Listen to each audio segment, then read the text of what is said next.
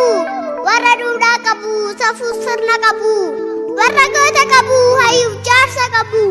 maqaa isaa sodaatee kan nabeessaaf dhabu baddaa fi gammoojjii baadiyyaaf magaalaa biyyarraa siqxanii kan jirtan alaalaa daldalaaf mindaa siifataaf qotataa